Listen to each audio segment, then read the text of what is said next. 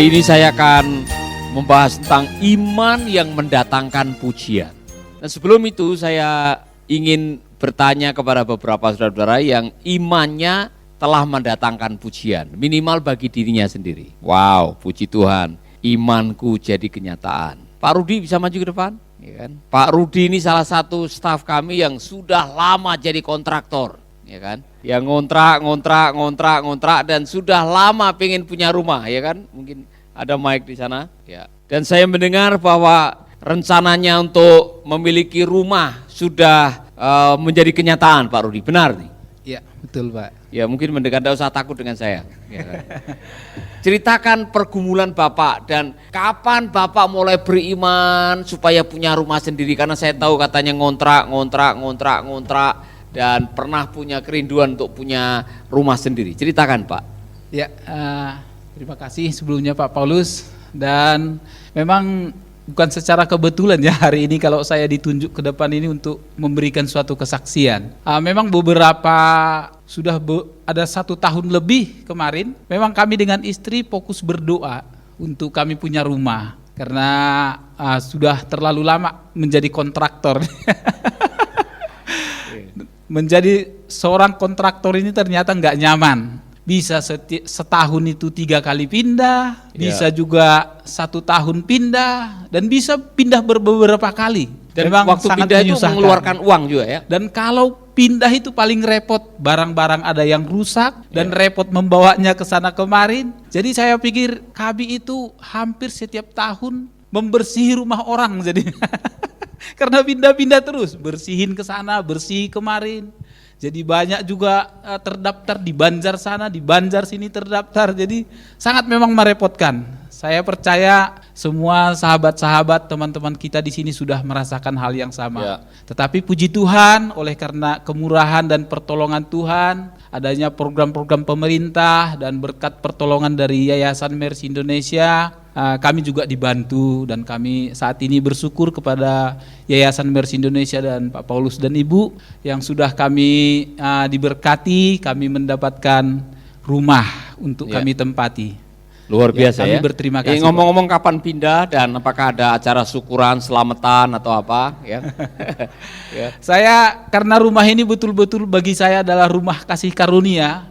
Rumah ini sudah saya sepakat beri namanya adalah Rumah Kasih Karunia nanti di depan saya tulis. Iya, luar biasa. Jadi ada nama di depannya. Ya, di depan nanti ada tulisannya Rumah Kasih Karunia. Kemudian ada gado-gado anugerah. Gado-gado anugerah. Saya belajar juga dari Pak Pendeta Timotius Arifin waktu dia khotbah di gereja, saya mendengar dia selalu membuat nama rumahnya itu. Jadi saya terinspirasi, terpikir saya juga akan membuat nama rumah saya nanti kalau saya punya rumah. Itu dulu saya Pak, waktu berangan-angan itu. Ternyata hari ini menjadi suatu kenyataan. Amin. Saya mau bikin nama rumah saya nanti adalah Rumah Kasih Karunia. Tepuk tangan buat Pak Rudi, saudara. Terima kasih Pak Rudi. Orang yang kedua yang sangat senang sekali adalah Pak Dance dengan istrinya, ya kan? Saya mendengar waktu pertama kali ada info akan menengok survei dan sebagainya, istrinya Pak Dance berdoa, dan Pak Dance saya minta maju ke depan nih. Pak Dance senangnya bukan main dengan istrinya, dan saya ajak untuk melihat kapan hari melihat rumahnya. Pak Dance dengan istrinya juga senangnya bukan main, karena ternyata lokasi rumah itu hanya mungkin 10 menit dari pantai, jadi tidak terlalu jauh. Jadi Pak Dance, ceritakan sedikit bagaimana sukacita Anda dengan istri, dengan ketiga anak Anda dapat rumah. Puji Tuhan Pak Paulus, ini memang tadi dikatakan Pak Rudi benar kasih karunia. Memang rumah ini memang menjadi kebutuhan sudah Pak ya. Saya sama istri berpikir, waduh kita masa umur seperti ini masih kontraktor kan sangat gitu. Jadi anak saya juga sama, Pak kapan kita punya rumah gitu punya sendiri kan. Anak saya Caca. Siapa? Daka? Caca ya. Dia sudah bayangkan nanti saya punya kamar sendiri ya. Nanti akan dikasih warna pink begitu. Wah, dia sudah pilih warnanya. Luar biasa. Jadi dia di belakang akan ditingkat ya. Rencananya seperti itu Pak. Iya, luar biasa. Jadi, karena anak yang ketiga pengen rumah tingkat, saudara. waktu dia ngomong begitu, aduh, saya sebagai orang tua, sepertinya agak seperti mustahil, kapan gitu bisa punya rumah? Karena kita tahu sendiri rumah di Bali ini luar biasa Pak ya. Ya. Untuk bukan hanya rumah, untuk tanahnya saja kita pikir itu masih mustahil seperti itu untuk dapatkan tanah Pak ya. Apalagi punya rumah itu harganya sudah fantastis lah pokoknya. Jadi saya berpikir kadang-kadang mustahil ya, tapi saya bilang berdoa saja anak. Amin. Kalau Tuhan lakukan. Pak Dan, tolong diingat-ingat dengan istri dan anak-anak, kapan pertama kali berpikir untuk punya rumah sendiri dan mulai berdoa dan mengimani? Ingat ya? Sebenarnya saya kadang-kadang hampir mustahil gitu, mustahil gitu punya rumah di Bali gitu ya. Iya. Sudah hampir ya mustahil lah, tapi sebenarnya tetap ada dalam hati ya, kita harus punya rumah ya. Jadi dapat rumah di Bongan ini seperti mujizat yang luar biasa. Mujizat yang luar biasa, itu yang seperti apa yang tidak pernah kita pikirkan sebelumnya. Ya. Itu yang Tuhan berikan itu. Hari ini bisa dapat kuncinya ya. Luar biasa. Terima kasih. Ya. Ya, mungkin satu lagi mewakili ibu-ibu, Ibu Rina. Ya, ini dari sisi istri ini. Ya kan? Luar biasa. Ya, tadi nama rumahnya Pak Rudi Kasih Karunia, ya. Ya, enggak apa-apa mewakili Pak Roni, ya. Pak Roni sudah terlalu banyak rumah, jadi ya. Apa semacam kesan atau sesuatu yang berkecamuk di benak Ibu Rina waktu dengar bahwa rencana punya rumah akhirnya disetujui? Seperti mimpi Pak, Ya. karena kalau seperti Pak Dance bilang memiliki rumah di Bali itu tidak mudah. Tapi satu hal yang saya dengan suami pegang adalah ketika kita setia melayani, Ya. tulus, dan apa yang kita tabur pasti itu yang kita tuai. Luar biasa. Ya. Saya dengar perjuangan untuk punya rumah ini sudah lama ya. Ibu punya keinginan punya rumah itu sudah lama. Sangat lama Pak. Bahkan saya berjuang dengan kekuatan ya. Ya. Memang firman Tuhan bilang apa yang tidak pernah kita pikirkan, apa yang tidak pernah kita lihat, yang tidak pernah timbul di dalam hati, itu yang Tuhan sediakan. Kadang-kadang saya, mungkin suami enggak, tapi saya mau berjuang menjadi Tuhan untuk bisa memiliki rumah. Karena saya tahu bahwa saya punya anak laki-laki yang harus nantinya dia harus punya rumah sendiri. Kalau satu saat saya mati misalnya, dia tidak punya rumah bagaimana? Sehingga kadang-kadang saya berjuang dengan kekuatan saya berpikir bagaimana saya bisa jual warisan saya sehingga saya memiliki rumah. Tapi Tuhan tidak kehendaki. Oh, pernah punya rencana mau jual warisan? Iya Pak, sering, Sering, ya? bukan pernah saja, Yang tapi di Indonesia Timur. ya. Luar biasa. Tapi Tuhan tidak kehendaki Pak, dan Jadi akhirnya warisan belum terjual. belum Pak. Wih, siapa tahu di bawahnya ada emas hitam sama emas kuning. Iya. Iya, siapa tahu. Ya. Jadi jangan sampai terlena nanti kalau warisan dijual, beli rumah lagi kan. Ada satu lagi Pak. Nah, gimana? Tahun 2000 itu saya dengan suami saya pernah melayani di satu daerah. Kami sudah bangun rumah Pak, rumah permanen sudah siap. Dan waktu kami harus ambil keputusan pindah dari tempat pelayanan itu, Ya. rumah itu dipertanyakan mau dijual dapat uang atau bagaimana. Keputusan saya dan suami saya waktu itu kalau bicara uang kami juga butuh uang. Tapi akhirnya saya dengan suami saya memutuskan kita menyerahkan kepada seseorang yang membutuhkan rumah. Memberikan rumah Memberikan itu. cuma-cuma. Wow. Ya, Luar biasa. hamba Kepada Tuhan. seorang hamba Ya. Tuhan. Dan rumah itu berada di daerah yang paling ada di daerah terpencil. Iya. Dan tahun 2020. Jadi saya berpikir begini, apa yang kita tabur itu selalu kita tuai. Amin. Jadi waktu saya menabur memberikan rumah, saya tidak pernah bayangkan satu saat Tuhan bawa saya di Pulau Bali dan saya memiliki rumah. Amin. Rupanya Dan hari ini luar biasa. Suaminya Ya. enggak puas kelihatannya mau mengucapkan sesuatu. Dan Silakan hari- Pak Roni. Ada sesuatu yang mau ditambahkan tadi mengenai memberikan rumahnya kepada Iya. seseorang dan tidak pernah berpikir waktu itu Ya. bahwa saya memberi supaya Tuhan kasih saya rumah. Ya. Jadi saat ini dapat rumah proyek Jokowi, Iya. ya kan?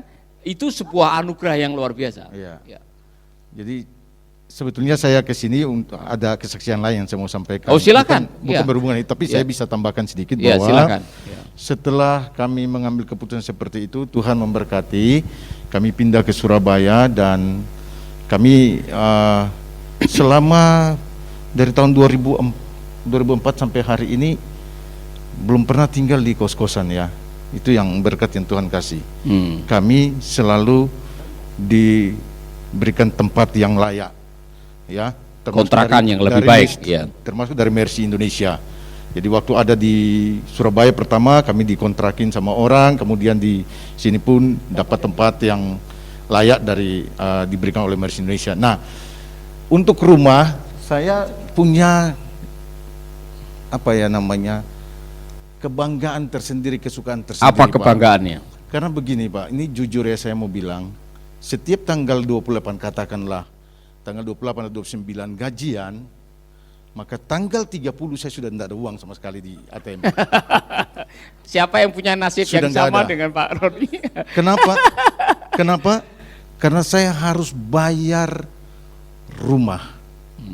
Setiap bulan saya bayar. Jadi saya buat peminjaman, bayar ke tuan rumah, dan peminjaman itu saya cicil setiap bulan. Ya. Jadi setiap bulan, 1 hari setelah gajian, saya sudah tidak punya uang. Yeah. Hari ini kalau saya punya kunci rumah, itu kebanggaan luar biasa buat saya. Itu yang Amin. saya rasakan. Yeah.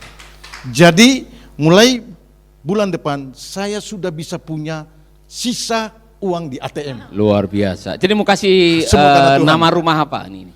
Rumah saya mujizat. Oh, rumah mujizat. Luar biasa. Mereka. Ya. Thank Luar you. biasa. Jangan Itu lupa. yang saya mau saksikan. Jangan lupa nanti waktu syukuran ya. Iya. Ya. Luar biasa. Puji Tuhan. Jadi Tuhan berkati. saya terima saudara. kasih Amin. banget buat tepuk tangan Mercy Indonesia. buat Pak Roni dan Purina. Tepuk tangan untuk Tuhan. Terima kasih. Baik, saudara. Mengapa saya meminta mereka bersaksi? Karena memang dalam hidup ini hampir setiap aspek kehidupan melibatkan iman. Tidak ada yang tidak melibatkan iman. Semua di dalam kehidupan kita perlu melibatkan iman. Mengapa kita harus melibatkan iman? Karena tanpa iman tidak mungkin kita berkenan kepada Tuhan. Itu kata firman Tuhan. Jadi saudara yang tadi sudah mendengar, saya berdoa supaya imanmu tertantang. Yang belum punya rumah, imanmu tertantang sehingga suatu saat engkau punya rumah sendiri. Sebab apa yang tidak pernah dilihat oleh mata, apa yang belum pernah didengar oleh telinga, apa yang barangkali belum pernah berkecamuk di dalam pikiran Anda, ternyata Tuhan sudah punya rencana. Tuhan sudah menyediakan. Itu sebabnya dengarkan lagunya Pak Paulus dulu, ada lagu lama itu. Yang tidak terlihat oleh mata, tersimpan semua di dalam surga. Saudara-saudara, mari kita akan sama-sama sekarang belajar iman yang mendatangkan pujian. Saya yakin, saya sendiri melihat, mendengar, menyaksikan staf-staf yang sudah bisa mendapatkan rumah, ada pujian yang muncul dari mulut saya. Wah, puji Tuhan ya. Sehingga pengen terus datang ke sana melihat, sampai saya yakin tuh orang-orang yang di sana itu bertanya-tanya, ini orang tiap hari datang mau ngapain ya kan? Matius 15 ayat 21. Iman yang mendatangkan pujian. Saudara-saudara, kualitas imanmu menentukan kualitas hidupmu. Amin. Kualitas imanku menentukan kualitas hidupku.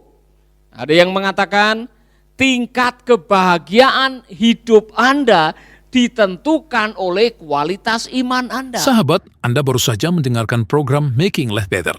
Hubungi kami di 0811 3901 144 atau 0811 3901 140. Mari dukung pelayanan Making Life Better melalui rekening BCA 66 900 30525. Sekali lagi, 66 900 30525 atas nama Paulus Wiratno. Terima kasih, Tuhan Yesus memberkati. Making life better, making you lebih baik.